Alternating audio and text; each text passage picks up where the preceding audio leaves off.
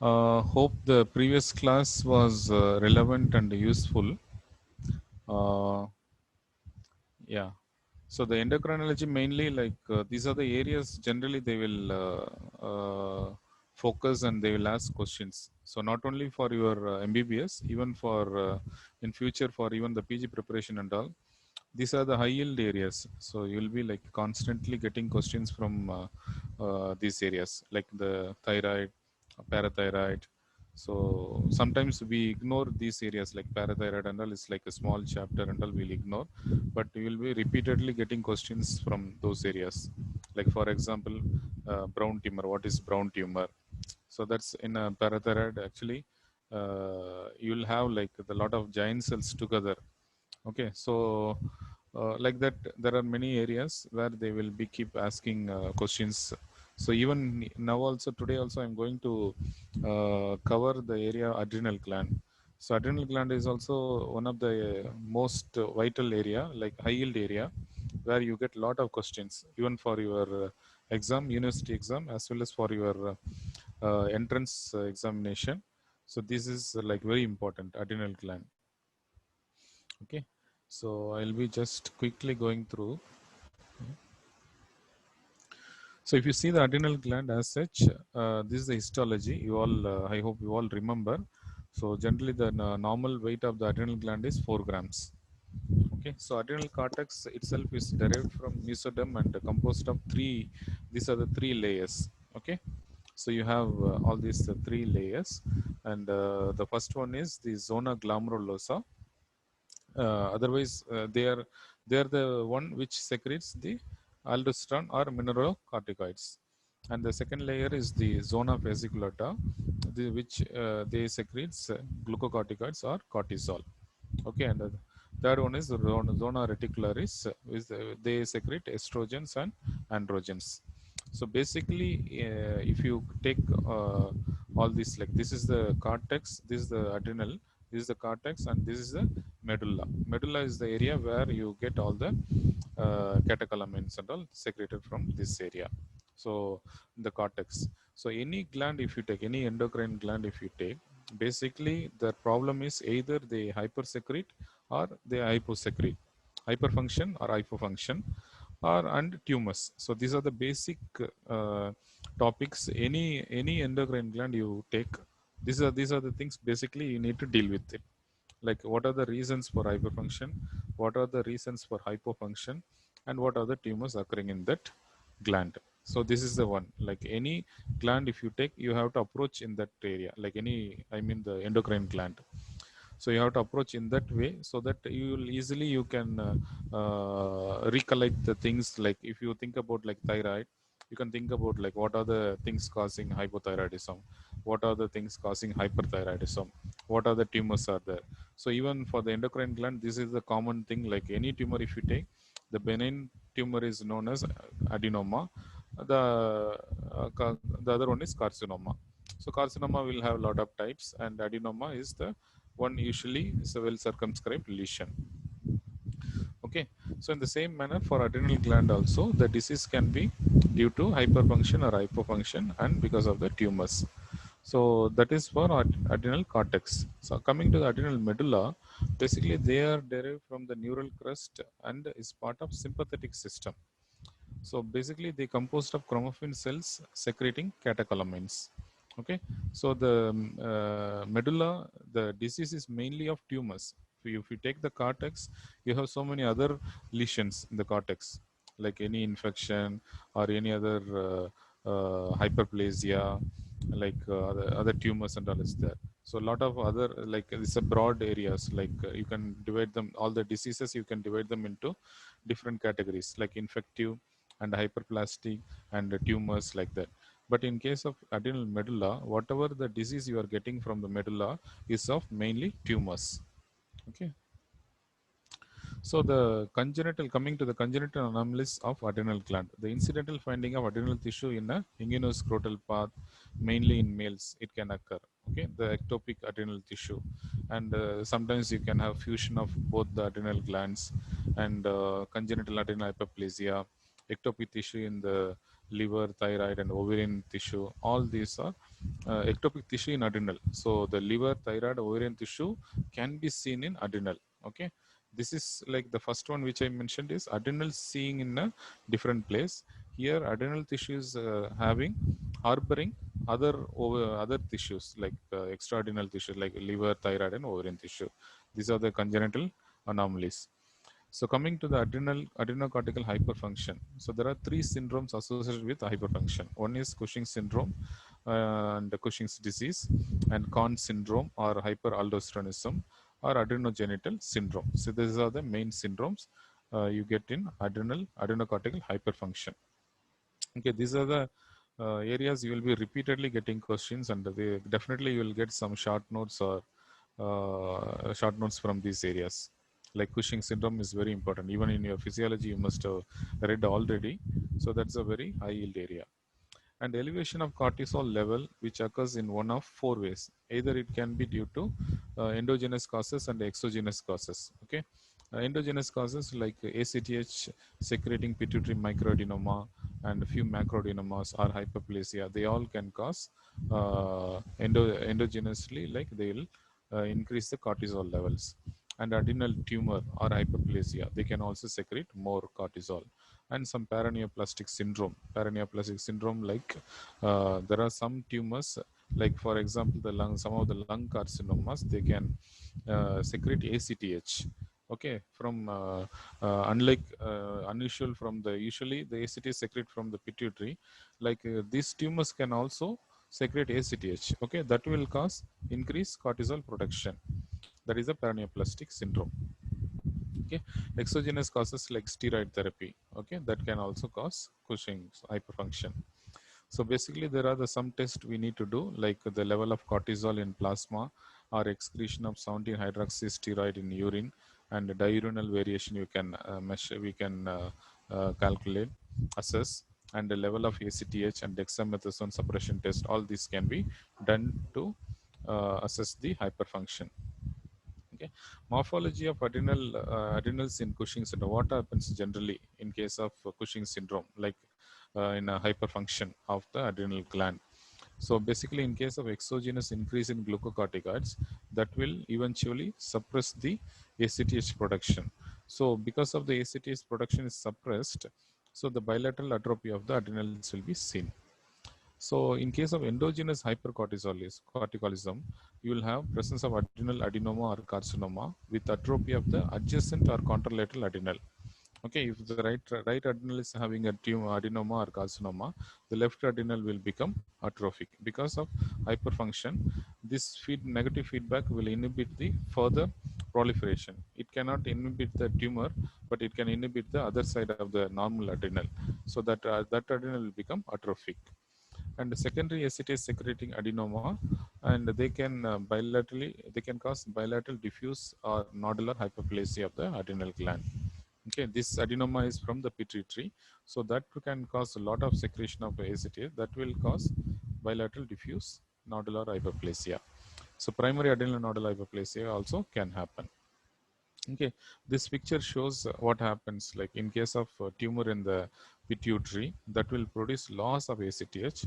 This lots of ACTH will cause adrenal hyperplasia that will eventually produce more cortisol.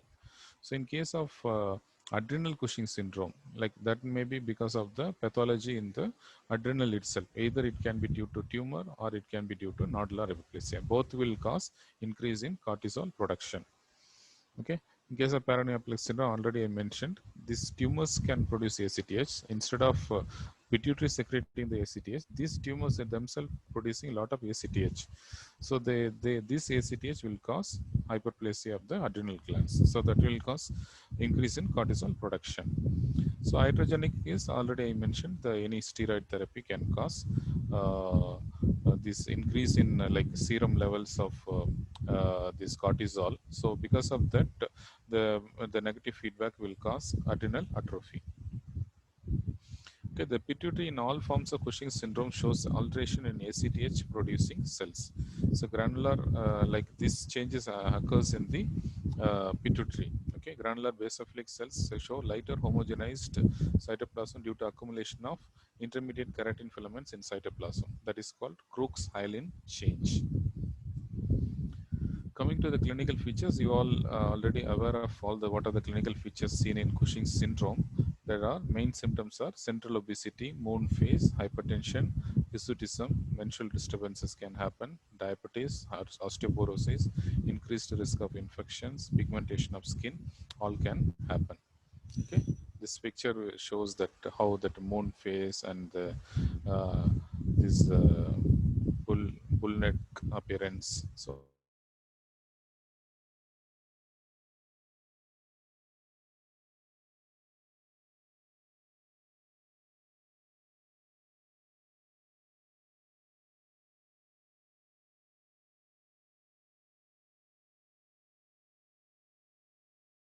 tree. Okay, what are the primary like Conn syndrome, like caused by adenoma? It can be single or multiple, and is more common in female, or it can be primary adrenal hyperplasia. And carcinoma is quite rare in this syndrome. And adjacent adrenal cortex is not atrophic. That is the one thing you have to notice. Okay, these are the twisting points, like where they can ask MCQs. Okay, they will say like Conn syndrome will have adrenal atrophy. So generally, what our concept is, whenever there is a hyperfunction, then it can cause negative feedback. It can cause atrophy of the adrenal. But here, there is no atrophy of adrenal, and there is increase in aldosterone that causes sodium retention, potassium excretion. So hypertension, hypokalemia, decrease in renin. Okay, this is one of the correctable causes of hypertension. Secondary due to decreased renal perfusion, like activation of the renin angiotensin system that increases the aldosterone. Okay, that causes hyperaldosteronism. So with this, we can differentiate from the primary, where the renin is decreased in that. Here you can see the decreased renin in case of primary hyperaldosteronism, but in case of secondary, there is increase in renin. Okay. And some of the virilizing syndromes you need to know. So it could be caused due to primary gonadal disorders, or it can be due to adenocortical neoplasm. It can be due to congenital adrenal hyperplasia. So neoplasms can occur at any age. Frequently, they are malignant, and congenital adrenal hyperplasia is caused by an enzyme defect in the cortisol synthesis, 21 hydroxylase. Okay, so because of that enzyme is deficient, you have no cortisol production, but there is increase in ACTH production that will eventually cause the androgenic steroids to increase. Okay, so because of that, you can have virilization, precocious puberty, ambiguous genitalia, all can have. So these patients generally have the increased risk for acute adenocortical insufficiency. Okay, because of no cortisol, they can go for adenocortical insufficiency. See, this picture shows this is the mechanism, and you can see like what are the enzymes involved in production of all this mineralocorticoid, glucocorticoid, and sex steroids. Because there is a defect in the 21 hydroxylase here and here, you don't have mineralocorticoid and glucocorticoid production. So eventually there is a increased production of only the androstenedione, and because of that, you have more of the sex steroids only produced. Okay, so what is the morphology of all the adrenal tumors? Basically, they are all encapsulated, usually very yellowish in color. Grossly, if you cut the adrenal gland, you will see them, these adenomas, and they look very yellowish. Okay, the size is variable, 1 to 2 centimeter, generally up to it can go like more than that as well, but generally they are 1 to 2 centimeter and 30 grams weight. And the most incidental non-functioning tumors may be functioning. Okay, most of them are like non-functioning. Incidentally, when you do the imaging, you may find suddenly some tumor there, some lesion there. So then only you'll come to know. Some of them are functional. Through that, you can come to know. When you investigate, you will find out the patient is having an adrenal lesion. Okay, malignant tumors generally they will have a lot of necrosis and hemorrhage. With that, we can make out, and generally they are more than or equal to 300 grams. Okay, this is the cutoff. Generally, they say adenoma generally up to 30 grams, and malignant tumors are more than or equal to 300 grams. So usually they are larger, more aggressive in adults, and both may show some appearance of uniform or slightly different. Some pleomorphic cells may be eosinophilic or clear. Okay. Mm. And there can be local invasion, and presence of metastasis is a main differentiating point between the benign and the malignant tumor. Okay. So here you can see this is the normal adrenal. You can see the normal adrenal here, and this yellowish thing is the adrenal adenoma. Okay, the yellowish nodular structure here. So you can see the cut surface, and there are no areas of necrosis or hemorrhage. It's very looking very homogeneous, but it is very yellowish cut surface. Okay, this is the adenoma. But if you see the carcinoma, this is the same normal adrenal gland here. You can make out here, and if you see here, there are a lot of necrosis and hemorrhage and some cystic degeneration. All such things are happening here. This is the, and the margins are they are infiltrative. Okay.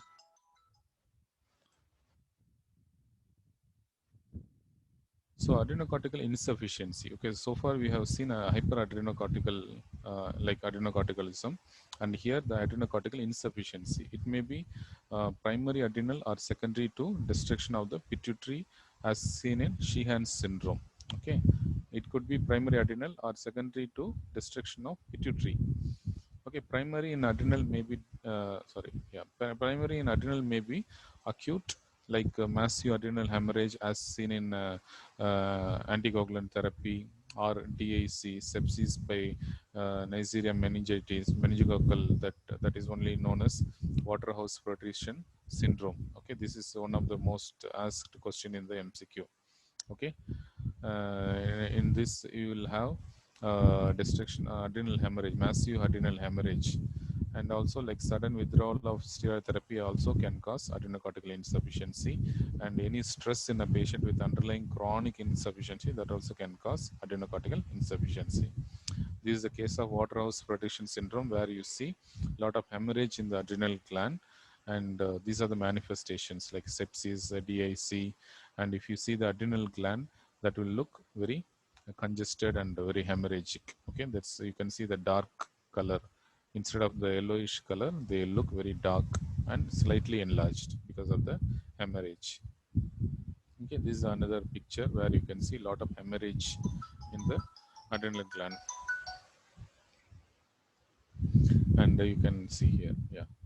So adrenal insufficiency basically in cases like chronic conditions, like that is known as Addison's disease.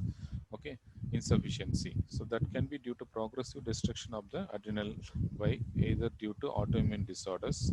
That is the most common cause. 75 to 90% of the cases are due to autoimmune disorder, and it can be sporadic or familial. It can be linked to HLA B8, DR3, or HLA DQ5. So often there will be multi-system involvement. So infections like tuberculosis and fungi, they also can cause destruction of the adrenal, and that will cause adrenal insufficiency. Sometimes like metastatic tumors from lung, generally more common from the lung, actually it goes to adrenal, and breast and other tumors, they also can cause destruction of the adrenal, and that will cause adrenal insufficiency. So the morphology of the adrenal may vary depending upon the cause of what is the underlying cause. Okay, in case of autoimmune conditions, it may have irregular small glands, and the cortex infiltrated by lymphocytes, and the medulla will look normal. In case of TB, you obviously will have caseating granulomas, and metastatic disease they can have, which whatever the type of carcinoma primary, that will be seen.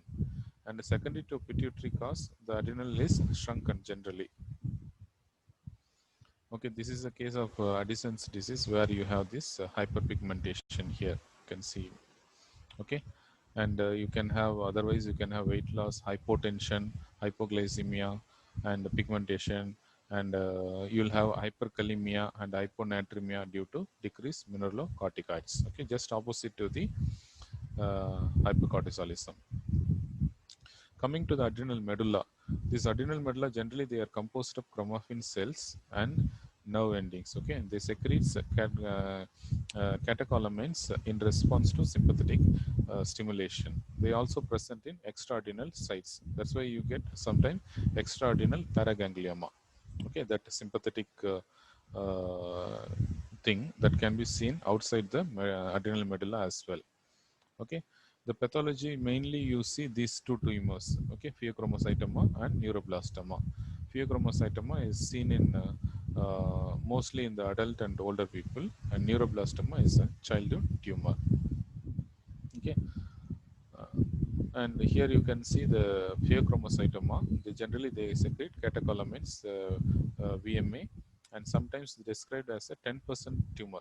Okay, because they are 10% bilateral, 10% extradenal, 10% familial, and maybe 10% part of Men syndrome, and 10% malignant. Okay, there is a slight change in the percentage in the recent studies, like they say that the 10% malignancy is no more 10%, it is almost 30% or malignant, something they are telling. But for your uh, academic sake, you can just remember 10% pheochromocytoma as a 10% tumor. Okay, 10% intrathoracic they say. Okay, 10% they are malignant and 10% is the bilateral tumors.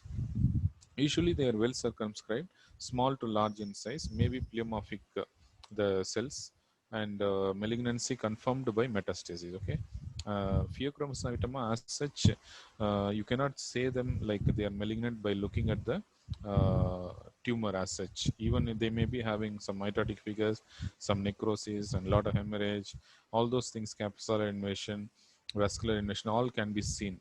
But even if you see them also, you cannot call them as a malignant pheochromocytoma unless otherwise you find a metastatic foci.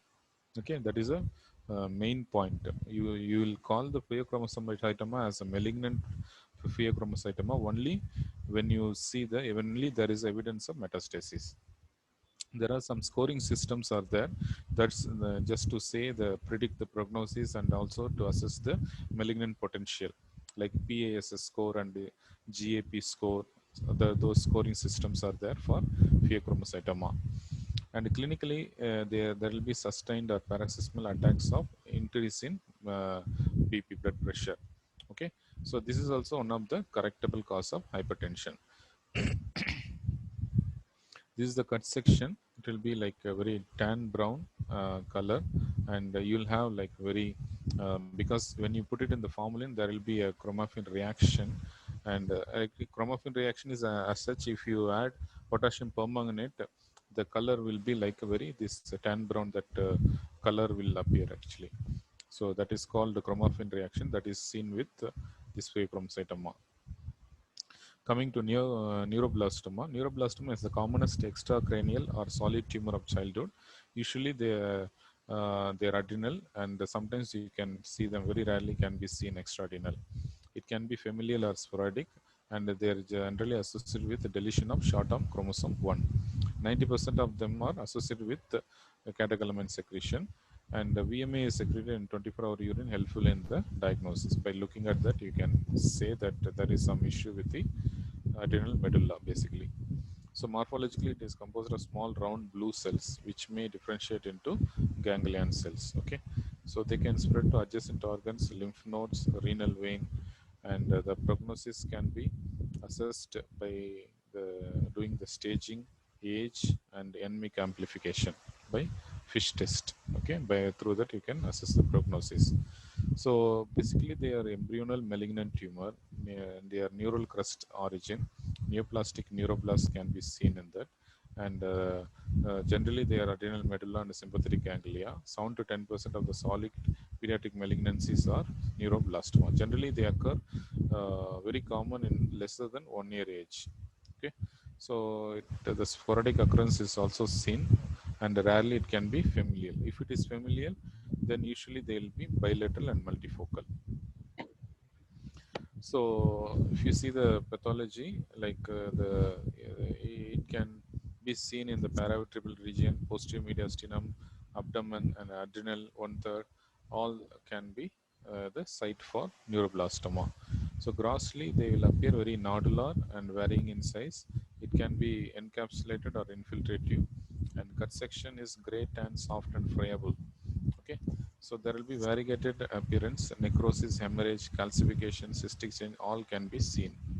Okay, this is the neuroblastoma. Here you can see this is the liver, and everything is pushing and going up here. And this is the cut section of the adrenal neuroblastoma, where you can see a lot of necrosis and lot of hemorrhage and cystic degeneration. Everything is seen. This is the normal underlying kidney. Okay.